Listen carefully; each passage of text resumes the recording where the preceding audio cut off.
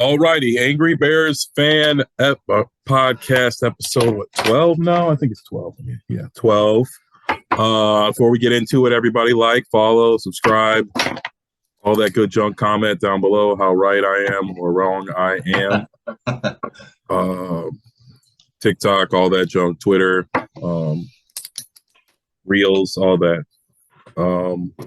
But we'll get into the Bears. Not much. I mean, they're not playing this week.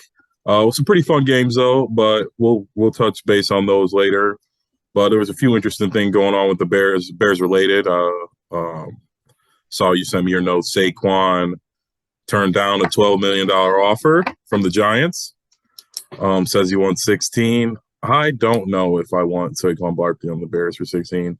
I would guess I guess I would have to see how the rest of it went. If we're gonna, I would if we couldn't get Payne and couldn't get anybody, the Bears literally have to spend money. We're gonna overpay for 3 or 4 people. So if we end up losing on the Payne sweepstakes, we don't get Buckner, or we don't get Davenport, or whoever, we don't get in. And we got money lying around, I guess, but. Well, the thing is, he wants to get paid. Now, he told the New York Giants that he doesn't want to reset the running back market. He said he wanted CMC money. He wants CMC money, which is I think that's fair. $16 million a year. I mean, CMC gets hurt too. They can't say he gets hurt. McCaffrey gets hurt as much as him. Yeah, it's a catch-22 because, like you said, if the money's there, we're gonna have to spend. We're gonna have to spend to that floor. And realistically speaking. Saquon Barkley is a dual threat running back. He averages 4 catches a game for his entire career, so he can catch the ball. My free agent running back ended up getting hurt this week. Tony Pollard. He broke his ankle, though, right? He broke his ankle? He broke his tibia. Oh, tibia. Ugh. Yeah. I don't know. Might be back by the start of the season. It might tank his stock, he might, but maybe Dallas, because Zeke Elliott said he wants to restructure his deal, kind of help them out. Maybe they tag Tony Pollard because with the amount of there's not a lot of high paid running backs, so a franchise tag for Dallas is only going to cost them $10 million or whatever it is. That's not bad, yeah. Pollard, it's not horrible, but at the same note, that's also something with the New York Giants. If they tag Saquon, that's it's only a $10 million franchise tag. So I don't think Saquon's going to play on the tag. Well, here's if they can strike a deal, if they decide that they want to re-sign Daniel Jones, and they come to an agreement with Daniel Jones, they can tag Saquon. But if they can't, and they got to tag Jones, they got to tag him. And then that kind of allows Saquon to go on his own. But 16 is a lot for a running back. Yes, very much so. I mean, the only thing I will say is there's nobody on, no offensive free agents to get. I guess a couple tackles will be out there, but there's no big name wide receiver. There's no tight end to go get. If push comes to shove, I guess we can go get them and spend it. But like I said, we would have to lose out on Payne or somebody like that. Payne, Hargraves, Davenport. Yeah, Davenport. Levante David. We're probably. I just have a feeling. I know we've been speculating and we'll do $1 million. I really think it's going to be a Colt steal. Just the logistics of it. Who's going to give us a boatload and us only fall back to 4? So I just feel like Dallas is the only option. I don't think Poles wants to fall any farther back than 4. I think he wants Carter or Anderson.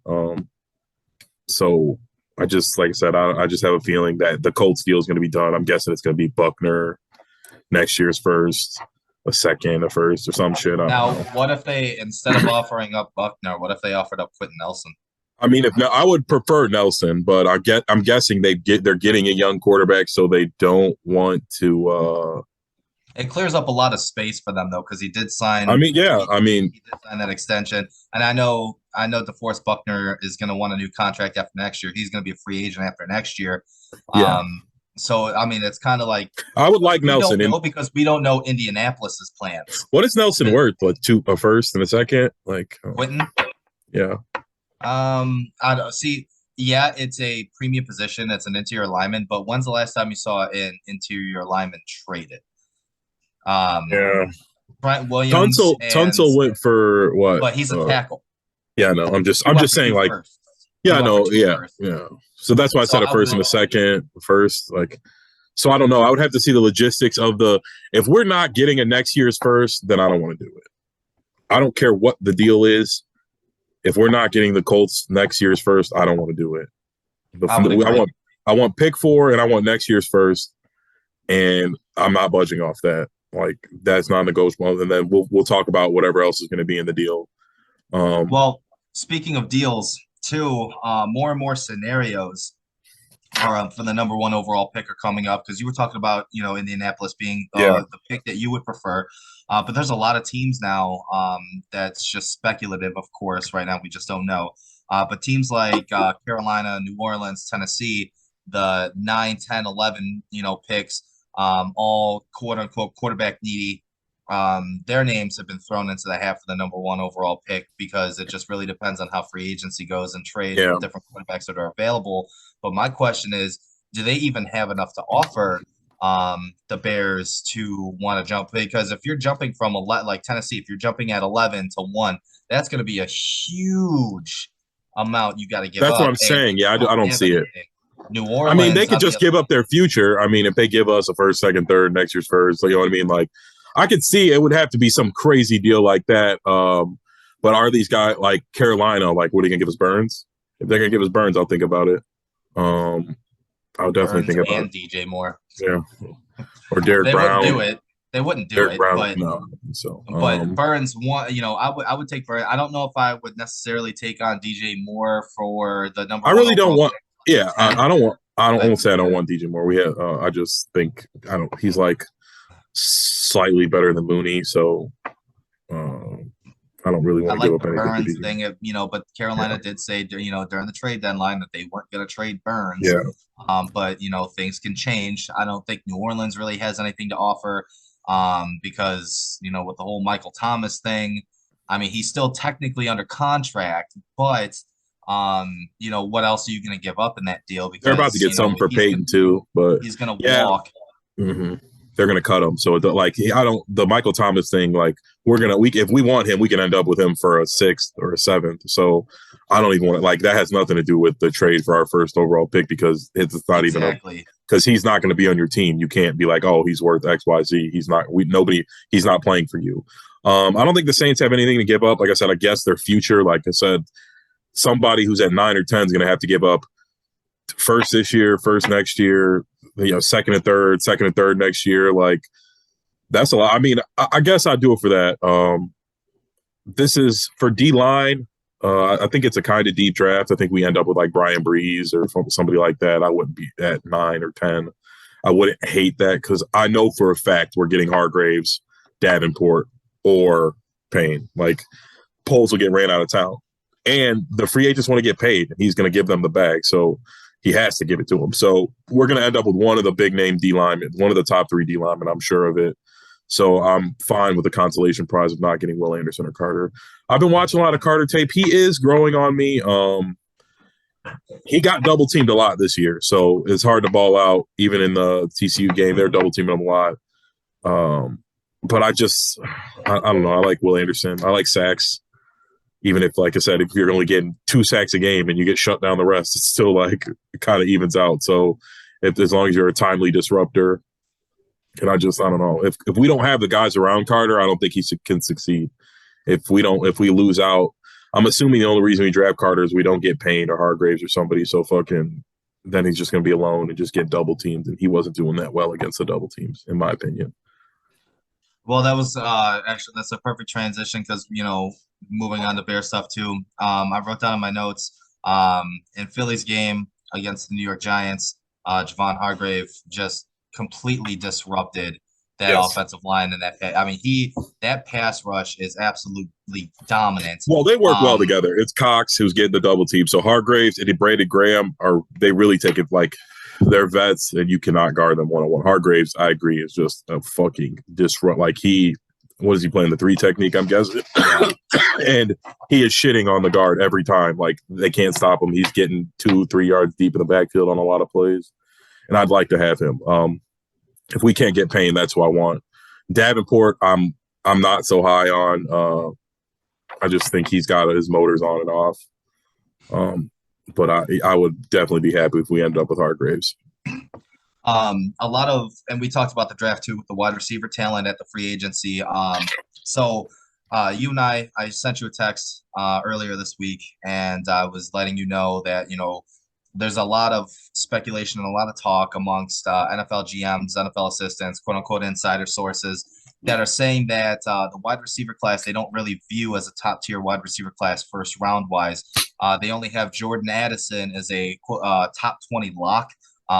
And for me personally, I'm taking a look at it and it's like, okay, if the Bears don't draft a wide receiver round one, but they have an early enough round two, but you're now, let's say you're pick number 23 or something like that, and you still have Quentin Johnston and Jackson Smith from Ohio State available.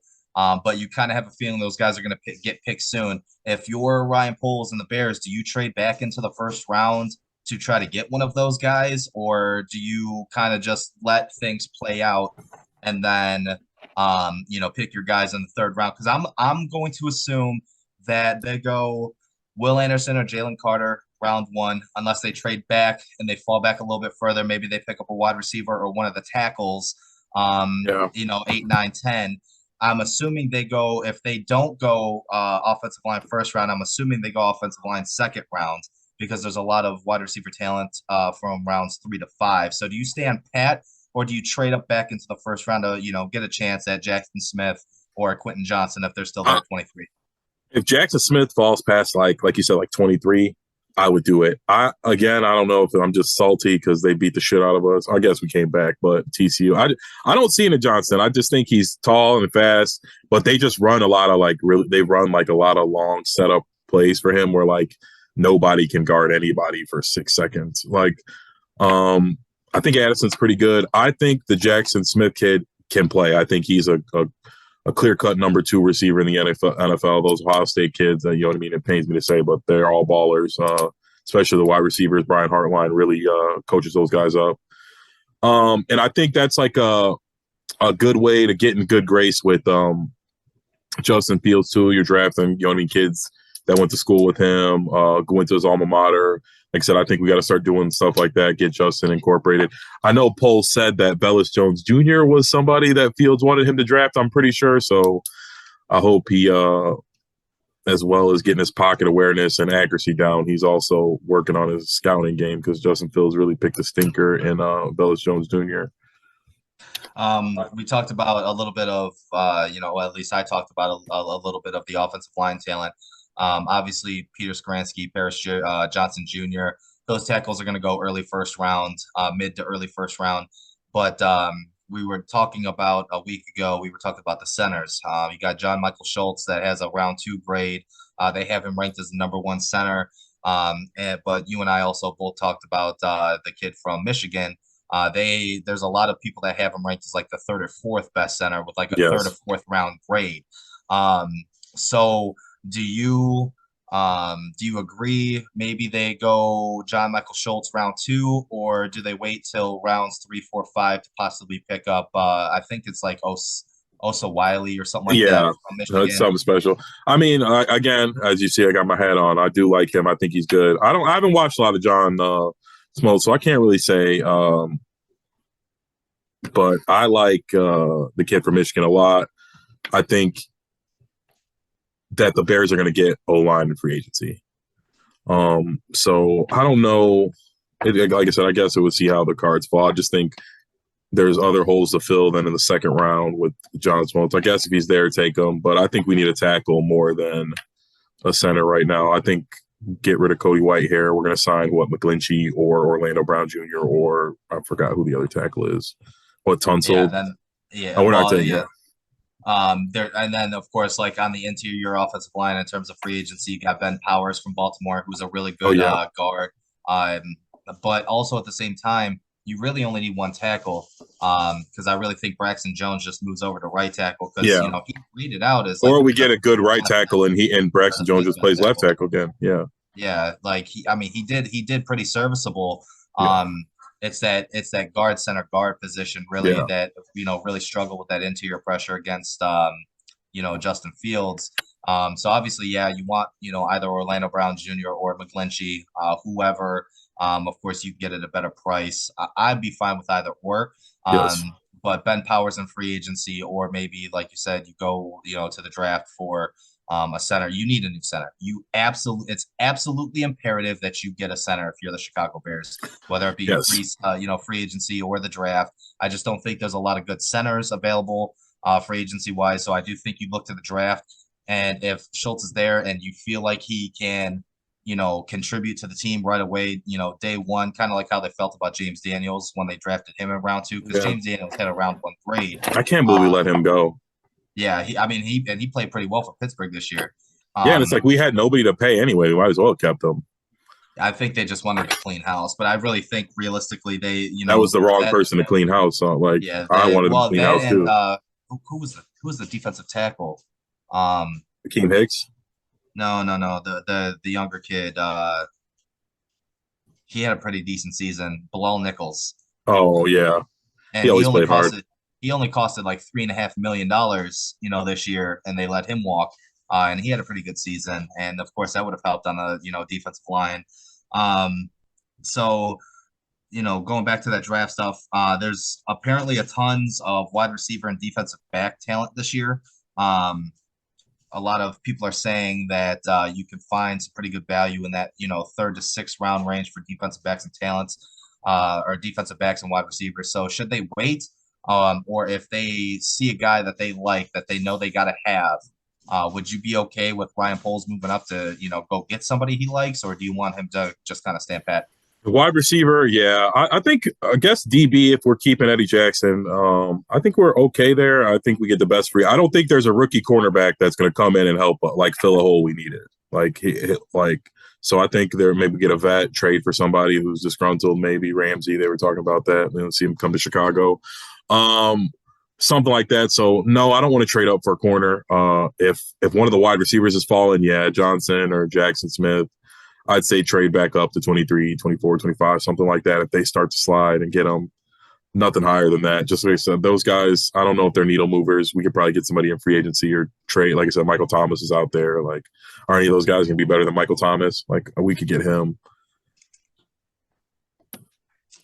Yeah, I mean, it's going to be really tough because all of this obviously is pure speculation in terms of the draft until we see free agency and what Yeah. happens in free agency. Because everything that happens in free agency, not just from us, but every other team in the NFL, what they do free agency wise is going to directly affect what the Chicago Bears do. Yeah. Last note on the Bears here that I have at least. So there's a lot of talk amongst analysts right now that because every year there's always that one team that goes from worst to first in their division, and the Bears are the hot pick right now to go from worst to first. So realistically, looking at what they can do in free agency or the draft, can they overtake Detroit, Green Bay, Minnesota? Can they make that jump from worst to first in your opinion? I don't know about first. I think as much as I like to talk shit about Minnesota, they're just a well-run team. I don't see how they're going to win less than like 12 or 13 games again, barring like some kind of just, Justin Jefferson being unhappy or some crazy shit or injury. I think the Packers are going to be in a rebuild. So I do think that I don't think the Lions will be much to overtake. I think it was a hot year, but I think they're going to go back to lining. I think Goff had a really up year. I don't know if he does that again. I mean, we sung his praises, but I don't know. I just never been impressed. But on a scale of 1 to 10, I'd say 6 from worst to first. Like I don't know like how, but I can see it. We're gonna have an easy schedule. Justin, I mean, if Aaron Rodgers leaves, it's arguably the best quarterback in the division, or most talented for sure. And I think we're going to be hungry. And like we had the worst team, and we were in a lot of games, like with no pass rush, no linebacker play, no weapons on offense, like a no O line, and you know what I mean. Against a lot of good teams that were playing in the playoffs, they beat us on the last drive of the game, or we literally fumbled away a chance to win the game. Yeah, I mean, worst to first is going to be pretty tough. Only because, like you said, Minnesota's always consistent.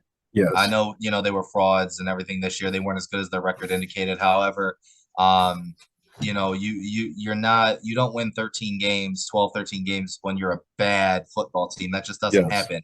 Um, I disagree with you with Detroit. I think they're a fringe playoff team next year as well.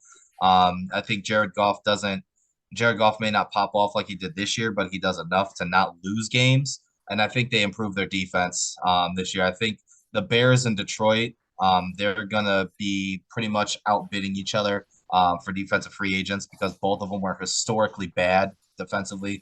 Detroit's defense picked up a little bit in the second half of the season. They played a lot better, They but have a pass rush. they still weren't, all quite there. So I think interior defensive linemen, you're going to be fighting a battle with Detroit to try to get maybe some linebacker help as well. Um, but overall, I still think the Bears are contenders for a wild card spot next year. Like I said anywhere from 7 to 9 wins, depending on free agency and the draft, how that goes.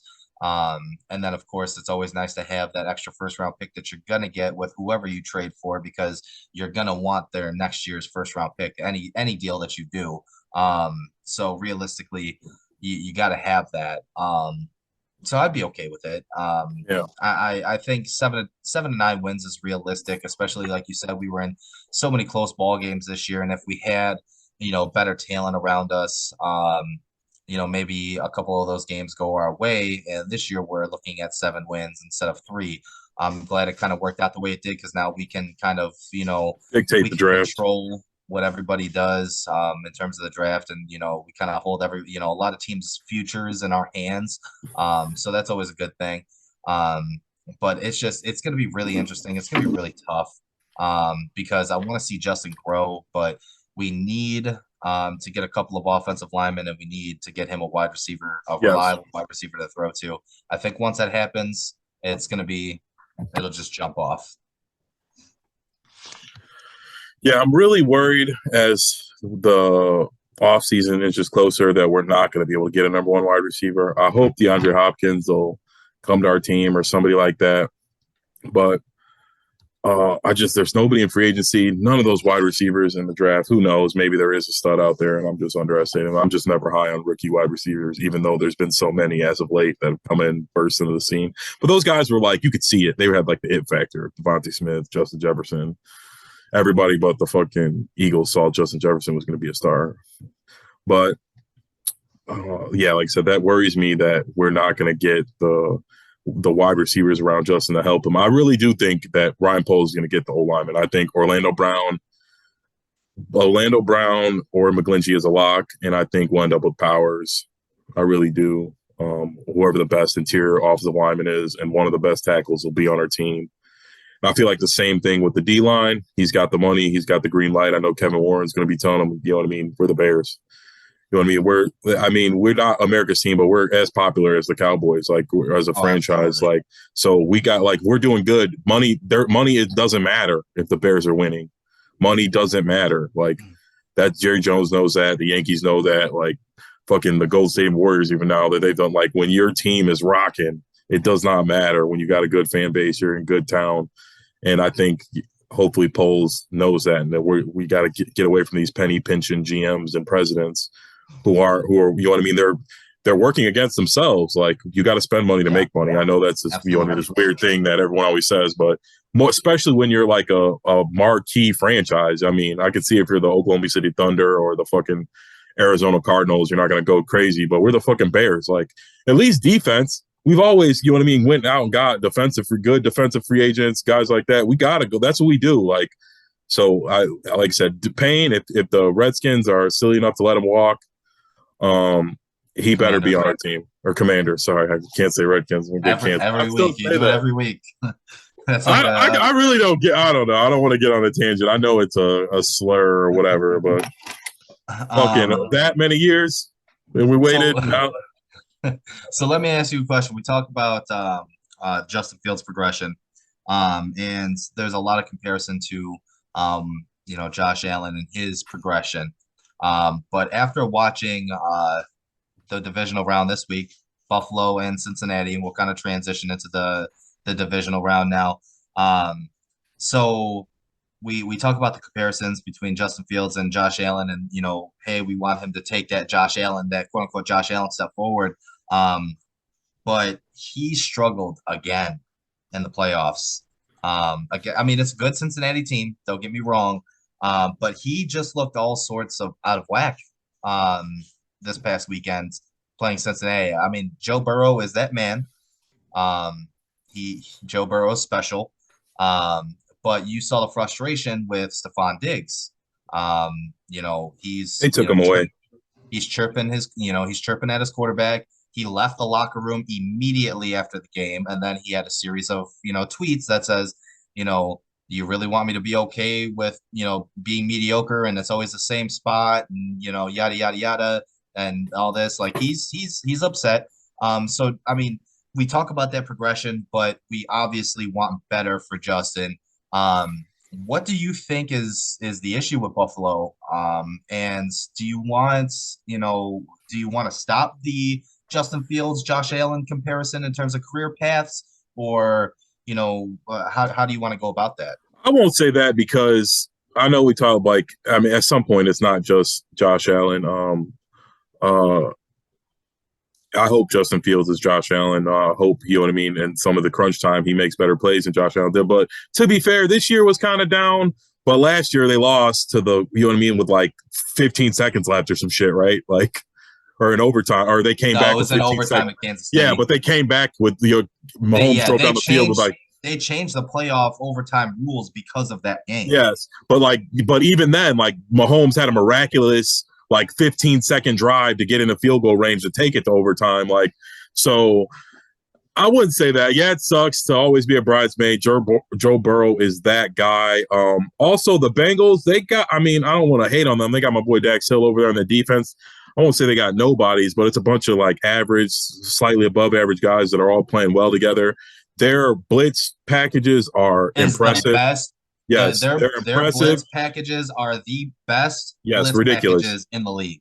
Their safeties and corners are very good blitzers, and they're very good at disguising it and finding the hole. And it's Josh Allen Josh Allen is like Justin Fields in the sense where they have supreme confidence in their talent, so they hold the ball a little longer because they think I'm going to get away. And sometimes when these safeties and corners are blitzing, they're fast too, so you're not getting away. You might shake them off, but then it'll be too late. So yeah, they're just not ready for that safety to be coming in on the blitz because they're used to giving the slow DT, the little shake move, and taking off on them. So that hurt Josh Allen a lot. This year I know hurt, but last year, like I said, it was bad. But like I said, they changed the rule because it was a crazy game that they were with he was going shot for shot with Mahomes, and he just didn't get the ball back, and that sucked. But I hope Justin continues on the path like Josh Allen.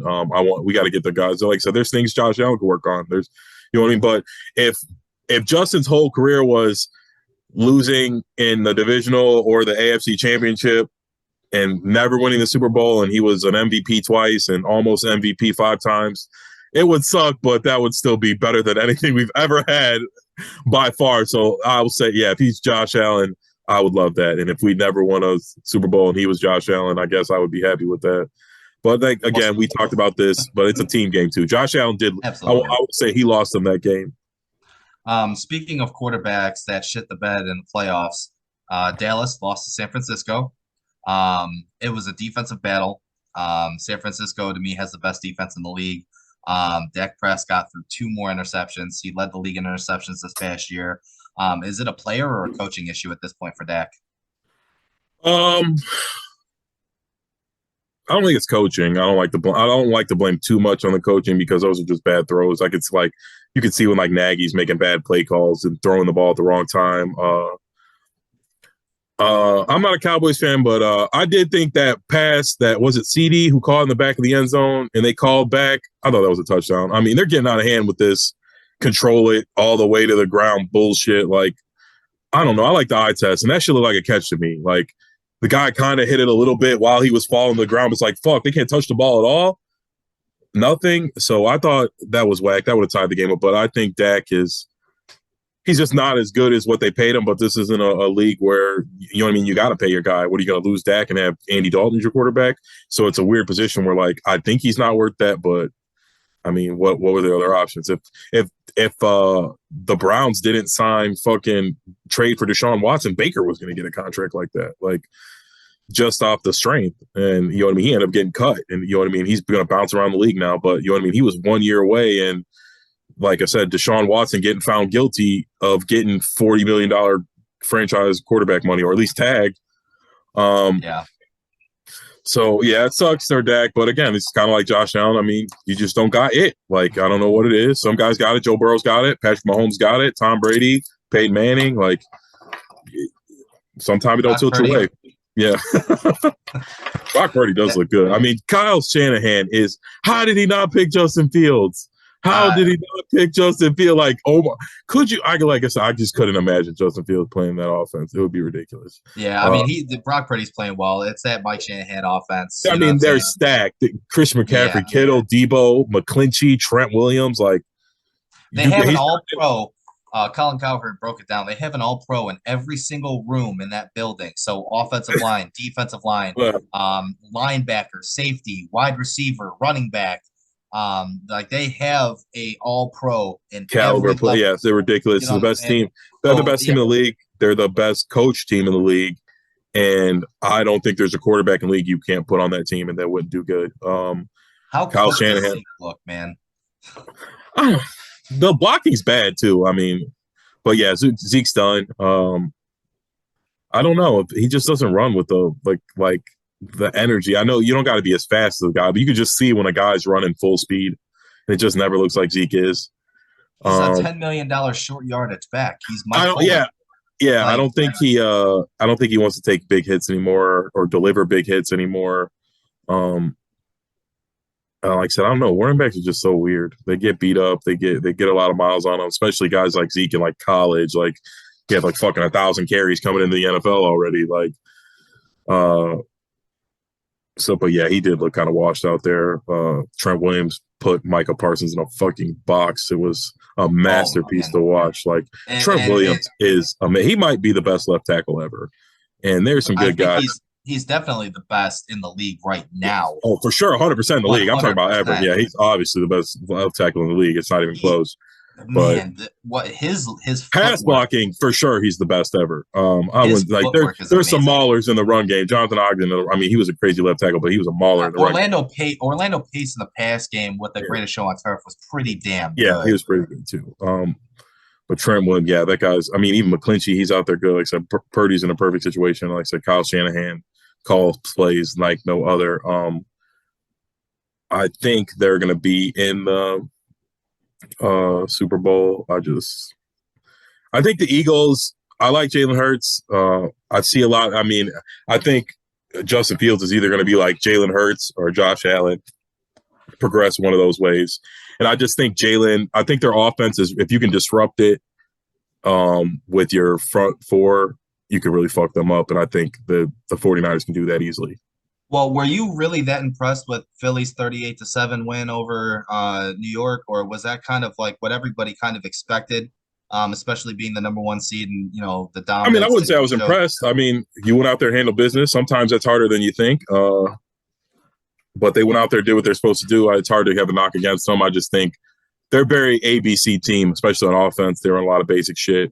I mean, sometimes if it's not broke, don't fix it. Sometimes it shit works, and it will. But I think the 49ers, like you said, just have playmakers everywhere. I think Kyle Shanahan and D'Amico Ryans are going to outcoach them. On top of just having the better players. I have San Francisco beating Philly. It's going to be a really close game. The game is in Philly, of course. So, you know, there's always going to be that, you know, home field advantage. But the talent-wise, it's there for San Francisco. I think it's Kyle Shanahan's time. I think the only advantage that Philly has over San Francisco is at quarterback. Of course, Jalen Hurts over, you know, Brock Purdy. As much as, you know, the Brock Purdy train has completely gone off the rails at this point. It's become R.I.P. Trey Lance. He ran over Trey Lance's future. Like, he's laying up the tracks right now. He's a good quarterback. He makes good reads, but at the same time, it's really easy to play, you know, in Kyle Shanahan's offense. Oh, yeah. Especially when it's I'm guessing it's the offense on training wheels as well. Yeah, you know, I understand that he's got playmakers and he's still got to make the throws, but at Yeah. the same time, he has all day to throw. Most of the time, I should say. Yes. Debo and Brandon Ayuk are two of the best wide receivers that run after the catch in the entire league. Christian McCaffrey is one of the best run after catch running backs, if not I mean, the he best. is. I was going to say he is the best. So, those short passes, those short 5-7 yard slants turn into, 15, 20, 30 yard gains. And those kind of, pad his numbers a little bit. And, a lot of it has to do with the system. But I still pick San Francisco, slight edge over Philly. I'm going to say this is like a, 31-28 game. Somewhere around there. It's going to be a 3-point game. Kansas City handle business against Jacksonville. Patrick Mahomes high ankle sprain though. Yeah. How do you think that affects? I mean, Kansas City opens as like a 3-point favorite, and now they're a 1-point dog at home, a 1-point dog against Cincinnati. Obviously, the news of Patrick Mahomes with that high ankle sprain has kind of changed Vegas's mind and the bettors' minds and stuff like that. How Yeah, much because do you they're think coming that after affects Patrick Mahomes? I don't know. I have to see how he's looking. If he looks like how he looked in the second half of that game, then they're fucked. Because like we're saying, Bengals blitz package, they're coming for you. And if Mahomes, I almost said Joseph Fields, if Mahomes can't get out of the pocket, it's gonna be blood in the water, and they're coming all day. And you know what I mean? They might accumulate some yards, but you know what I mean when they just will stop him on third down every time. But I'll have to see. I don't know. I haven't seen anything come out yet. They're saying like he's hobbled or he barely could practice or anything like that. I'm sure they're playing it real close to the vest. He's probably not even practicing or just walking around. Yeah. So we'll see but them being an underdog might be what they need. Finally, they'll be the underdog in this game. And not, you know what I mean? Joe Burrow won't have that chip. He could say, oh, I'm the underdog. You know what I mean? So maybe that'll work in their favor. The Chiefs defense did look a lot better. I have worries about them, but like I said, I say that about the Bengals too. But the Bengals just play as a unit very well. They don't have a lot of breakdowns, and like their blitz package is really good. The Chiefs really rely on Chris Jones to get after the quarterback. If he's not firing on all cylinders, they're in trouble. So we'll see. This is going to be a very good AFC and NFC championship. Oh yeah.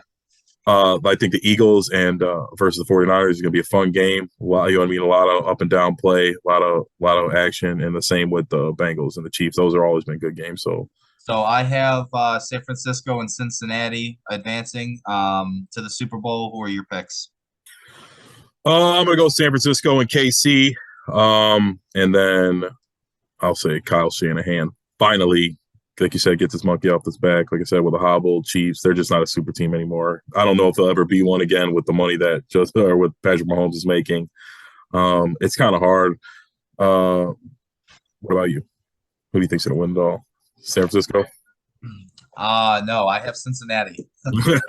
I mean, if Joe Burrow wins, Joe Burrow is starting a legend. He feels like Brady, where it's just like he's just so cool out there. He'll get knocked around, get sacked, but he's just making the right play at the right time.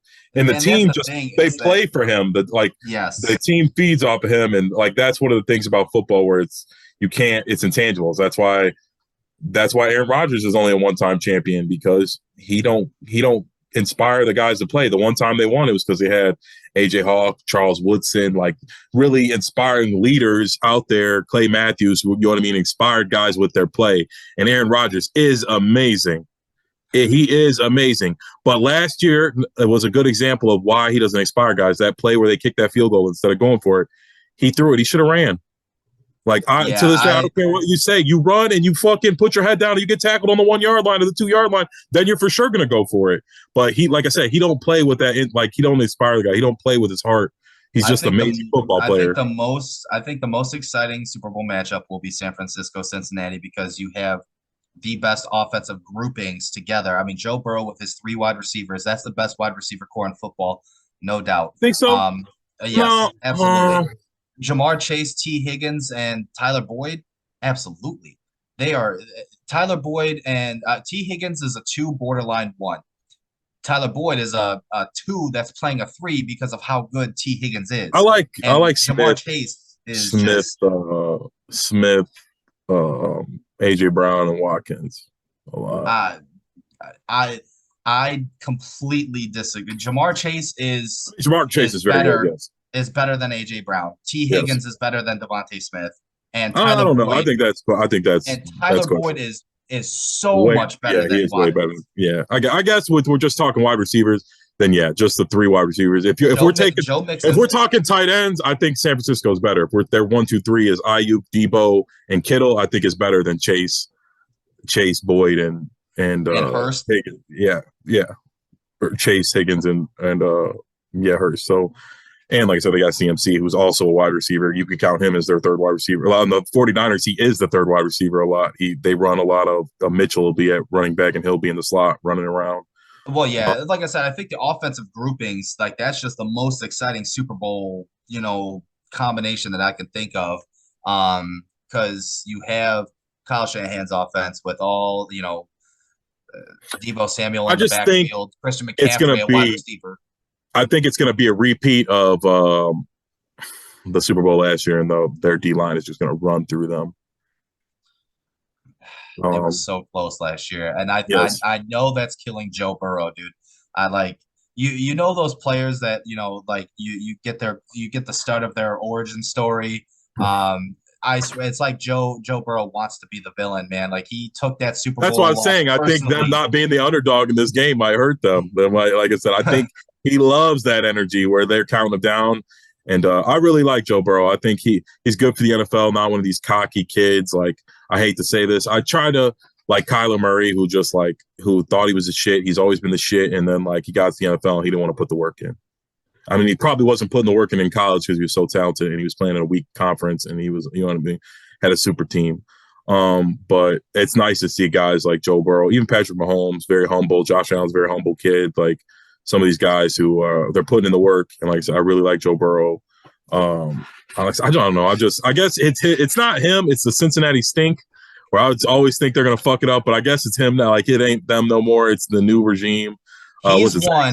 He's won 5 playoff games in his full 2 years as a starter. Those 5 playoff games are the same amount of playoff games as they won as the previous 53 years combined. That's wild. Holy shit. Yes. Damn. Yeah. Wow, he's got 5 already. That's crazy. Yes. He's got 5 playoff wins already. Man, this kid, like I said, the NFL's a bright future. Made it to 5 straight AFC championship games. The future is bright with some of these core. Like we're gonna forget a lot of legends.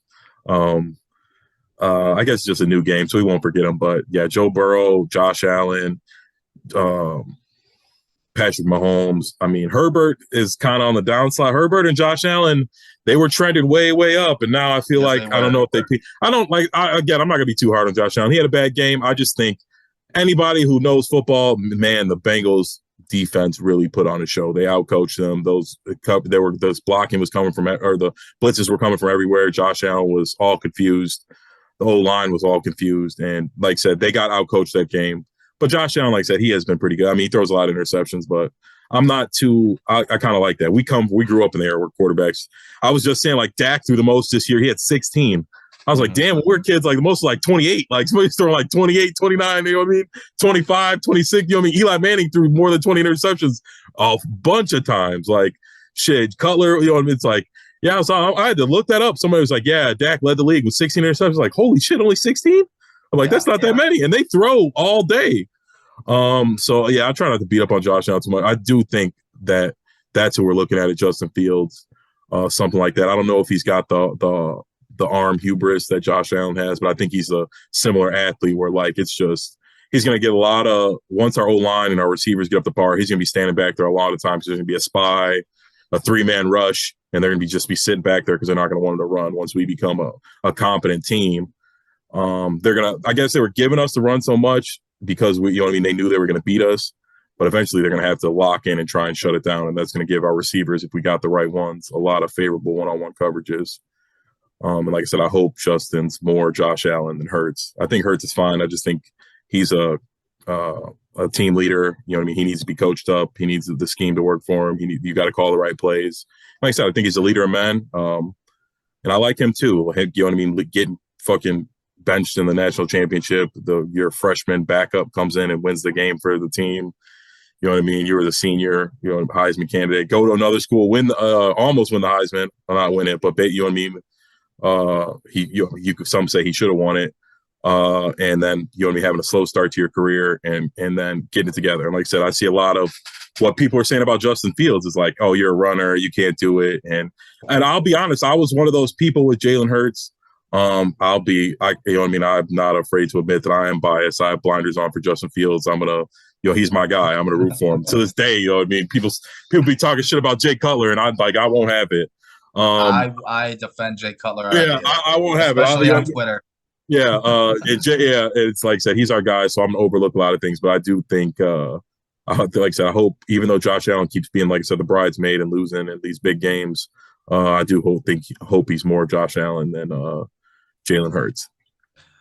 All right. How about a little factor cap before we hop into Would You Rather? All right. So we talked about it a little bit. We'll just kind of go quickly down these. We talked a little bit about the possibility of Chicago, the Bears going from worst to first in the division. There's always one team every year. This year or next year, the Chicago Bears are, the hot pick for that. So factor cap, the Chicago Bears will be worst to first next year.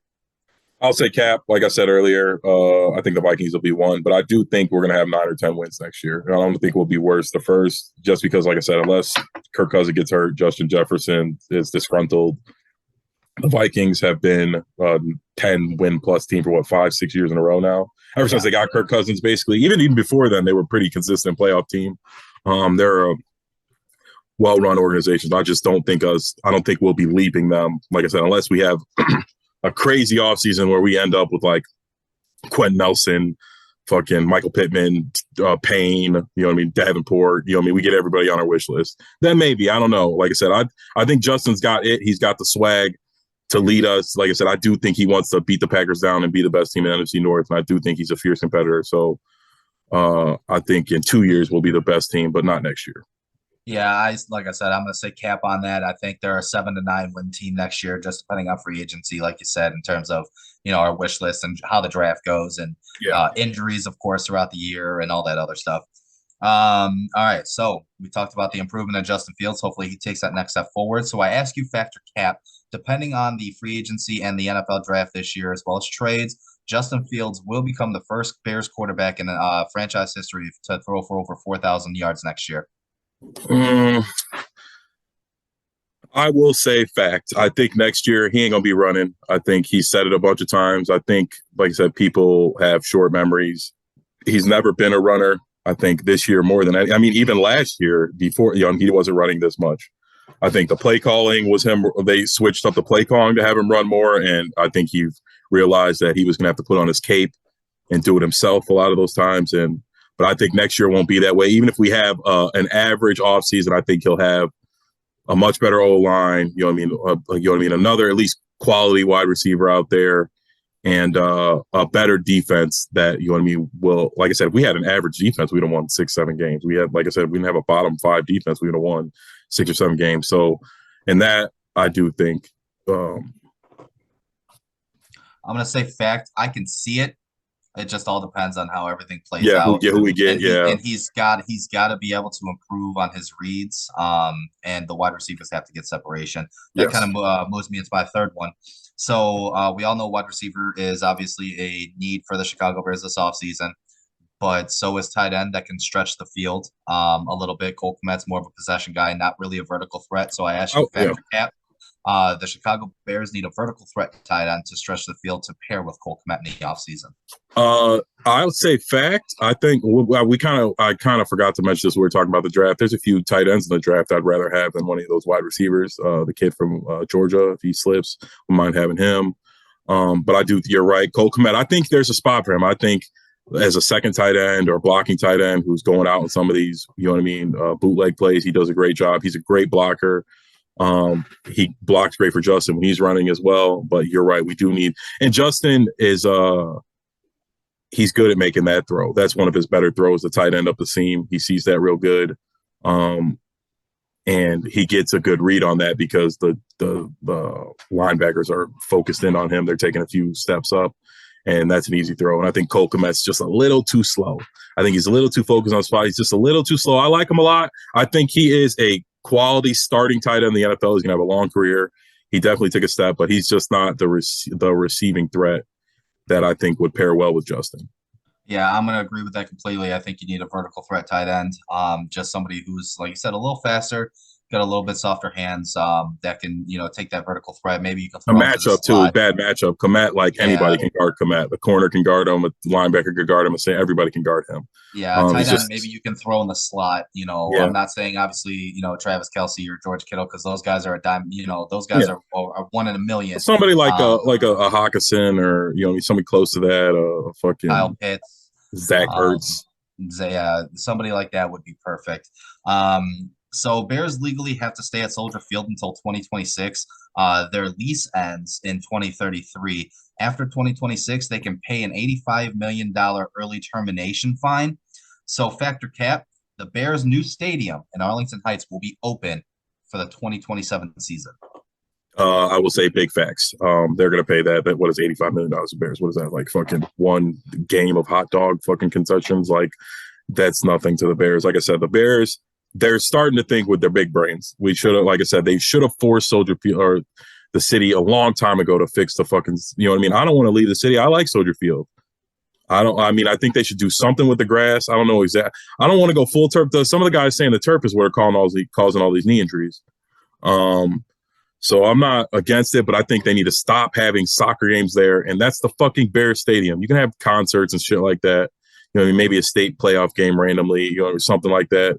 But they're doing too much there. And the city like wants to hold this power over the Bears. Like, no, we're not doing anything you want to do. Like the Bears are the fucking city. Like the Bears and the Bulls and the Cubs are the fucking city. Like when Wrigley needed renovations and they got a new owner, they got them. Like, because you need to do this shit. Like, we needed more seats. We could have had multiple Super Bowls by now if they would have fucking put the seats in. We needed. But the fucking New York already got one. We could have easily got a Super Bowl. Absolutely. And they're fucking us over in that. And it's just and then they're like the issue. That's the issue with the team not owning their stadium. Yes. And I think the Bears are getting out from under that. I just think the Bears and the city always had a good relationship. And I think the Bears have just been so bad or mediocre for so long. The city's like, you guys aren't even good. We're not doing anything you want. And that's what even the mayor, Lori, said, like, oh, you guys aren't even good. You guys should focus on, like, what does that have to do with anything? Like, the fucking Bears could go 0-16, and that'll be the biggest, like, they're still the biggest hit in town. They're going to sell out all the games. Everybody's going to, like, the city's down for the Bears. So whatever the Bears need, the city should be fucking doing, especially when it's something as small as adding some more fucking seats. Yeah, I mean, I think pre-Kevin Warren hiring, it may be a little bit harder of a decision because the Bears have always been notoriously cheap when it comes to putting money in their pockets. They got him for this. That's why they hired him. So I think because that's all I know. That hiring, absolutely, they pay that fine and book it out. Yeah, that's like I said. The Kevin Warren thing, that they got him because of this. They're tired of this. They're going to go get their own stadium. Like I said, they see how much these fucking teams are getting sold for, and I think the McCaskies are probably getting ready to sell. Oh, I wouldn't doubt it. I mean, the mom loves the team. The grandma loves it. Whatever, the daughter. I don't know what you call it. You know what I mean? The princess. Virginia. She loves the team, but her sons really don't care. It seems like I've never got. You know what I mean? I don't even know what those guys look like. Could you imagine if fucking me and you, fucking our grandpa owned the Bears? Like, I'd be at fucking every press conference. I'd be running the team. I'd be the fucking team president. Yes. So it's them not running the team at all shows they clearly have no interest. They have an inside foot. If they want to run the team, they run the team. So I'm assuming, like I said, that's why they're getting their own thing, so they could sell the team for $10 billion, or like I said, fucking whatever Dr. Evil was asking for in fucking Austin Powers, because like I said, that's a blank check. Like, what did the Bears sell for? Like he said, what did the fucking Suns just sell for? Like, it was like $6 billion. It was like 6.8. I want to say. It's like, if that's what the fucking Phoenix Suns were, what are the Bears with their own giant ass stadium in Arlington Heights? Like, what are they worth? Like $50 billion? It's gonna be a ridiculously astronomical. I didn't want the Bears to leave the city, but I've been here this whole time, and I know that they've been trying to get renovations for 15 years now. And here's the thing too. I love the city of Chicago. Don't get me wrong, but I would much rather take a trip to the suburbs of Arlington Heights than I would to travel into the city to go see a Bears game. One, because of traffic. Getting into Soldier Field's a fucking disaster. Yeah, I guess right when you get there, getting out's bad. My problem is, too, they cut down on all the tailgating. You can't tailgate at McCormick Place anymore. Like, you can't fucking throw the ball around, nothing. Like, what the fuck? Like the They football game completely is took away the fan experience. exactly the football game's experience. I could fucking everybody's got a better view at home on their couch. You don't come Yep. like nobody's coming unless you got 50-yard line or sideline passes. You know what I mean? Or it's your first time. Like even then, when it's your first time, you're not going there to fucking actually watch the game. You're going there to be there with fucking 100,000 people, eat some expensive ass fucking stadium food, take some pictures, buy some expensive merch. And like I said, it's experience. And it's like they're cutting back on all that. And it's like that was weird. Like what the like I said, the last game I went to, they were like these kids were playing catch in McCormick Place. They had like security stopping. It's like this is where you like what the fuck? Like kids play catch at the fucking Bears game. People are supposed to be getting belligerently drunk and kids are playing catch. Like that's what it's always been. And it's like the city's just making the Bears not fun. Like the Bears are the city and they're not acting like that.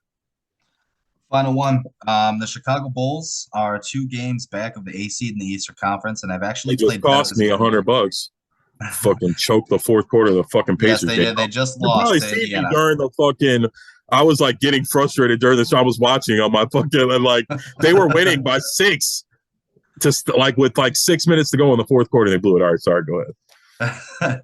Well, this week they had 4 winnable games. They just lost one to Indiana, and they could potentially win their way into the 6th seed. So I asked Factor Cap, the Chicago Bulls will surprise everybody and finish the second half of the season in the top 6 of the Eastern Conference.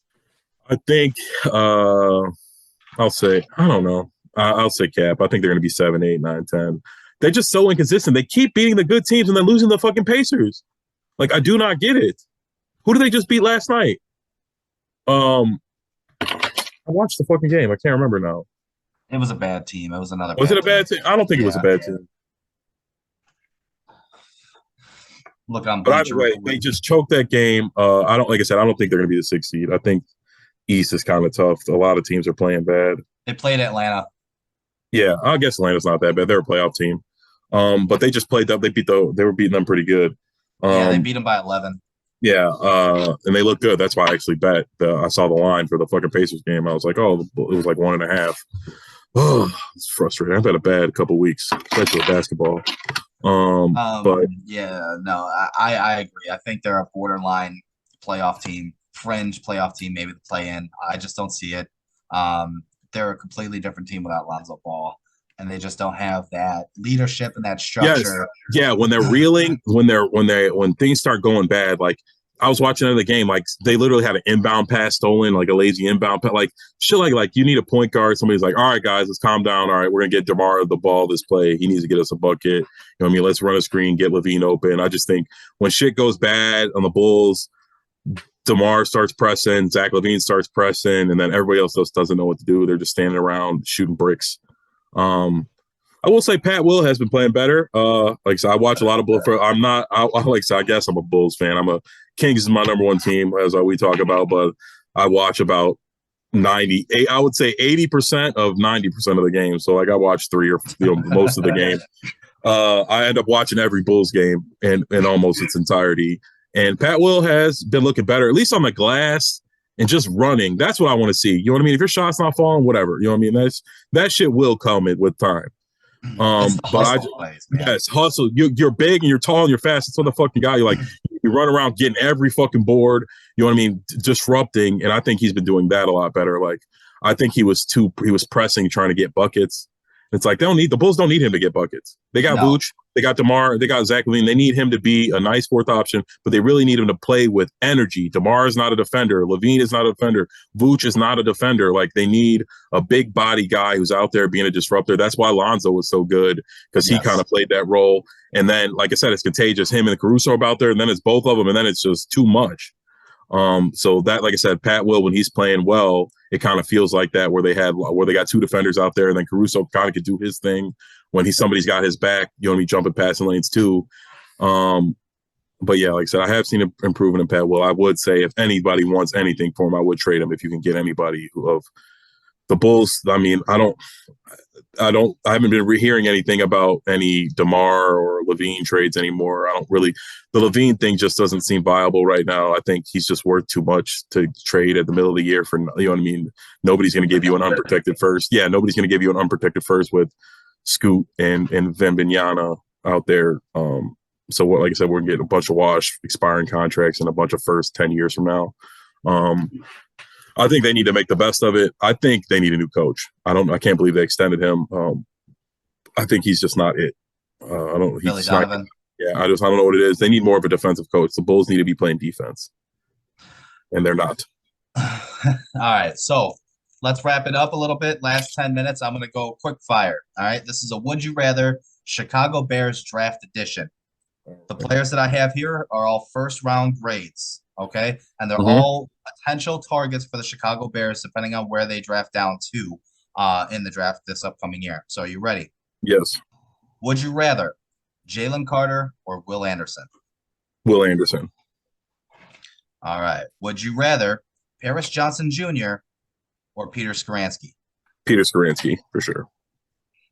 Would you rather John Michael Schultz or Ola Walatini from Michigan? I got my hat on, so I can't go against my boy. I'm going to go blue Ola Tony, my boy from Michigan. Like I said, he's a leader, and he's really good. I'm surprised Smoltz is even higher than him. I'm surprised he's kind of short. He's kind of short. He's kind of short, and he's older, I believe, too. I think he's like a 5th-round transfer, so that might be playing against him, too. He might be 23 or 24. That's still crazy to me. Yeah. Would you rather Quentin Johnston, Jordan Addison, or Jackson Smith? I guess it depends what draft pick we have. I guess Jordan Anderson, but I would say value-wise, Jackson Smith. I think Jordan Anderson's the best. I just don't think we're going to be in any kind of position to draft Jordan Anderson. If we have a top 15 pick, I don't want to take Jordan Anderson. I think that's where he's going. Final one, Clemson teammates. Would you rather Miles Murphy or Brian Brees? Which one's the DT? Murphy? Brian Breesy. Brees. I like Brees. The interior guy. I like him. Murphy's all right, but I said Brees is a good 3 technique. I think he's a disruptor. And like I said, I think that's what the Bears need more than anything. We had no pass rush. And it's just, and like I said, we don't need to get the sacks. We just need to get these quarterbacks in the NFL now, even like guys like who we call bums like Goff. You just let him stand there. He's going to fucking light you up. And we need somebody to get guys off their spot. And all these people, all the fans and everything got to remember, too, these are NFL quarterbacks. Yes. I mean, I'm just talking shit. I mean, obviously, Goff. Yeah, I'm just saying, they're all superheroes if you let them stand there and you got good guys around them. Brock Purdy's a perfect example. People don't understand that. It's just one of those things where. Yeah, they're all talented. There's the Jamarcus Russells who just brain ain't there and they just totally not it. But all these guys are studs. You put them on the right team. Like I said, could you imagine Justin Fields on the 49ers or fucking, you know what I mean? It's just luck of the draw where you get picked, where you fit in. And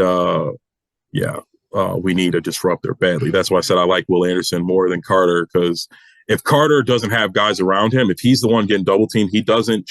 None of the tape I watched, I wouldn't say I watched all of it, but I watched most of it this year, and like his all 21 shit, and he doesn't beat the double team well. And if we end up drafting him, I'm guessing that means we lost out on Payne, and I think we need a good D line around Carter. I agree with the Will Anderson, Peter Skoransky, and the center from Michigan. I'm not even going to try to butcher his name again. But for me, I would rather take the Miles Murphy edge, only because I value that position more. Yeah. I do too. Yeah. And then also I probably, and this is just bias, I'm going to sound like Al Davis here, but speed baby, Quentin Johnston, 6'4". 4.40. Like I just like that size speed combination. I think as a raw product, you can kind of with that kind of speed and size, you can kind of get away with route running problems. Yeah, he pairs with what Justin wants to do though. Justin likes a lot of long drop back, play action dropbacks where they work deep across the field. He likes to make those big arm throws. And what I was saying when we were talking about Johnson earlier, that's what TCU does for him.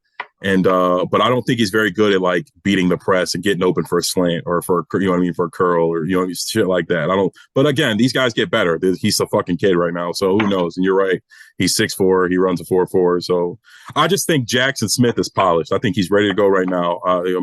Fuck Ohio State, but those wide receivers they come in the NFL. Those wide receivers always come out of Ohio State. They're ready to play. He's a very good route runner and he's good after the catch.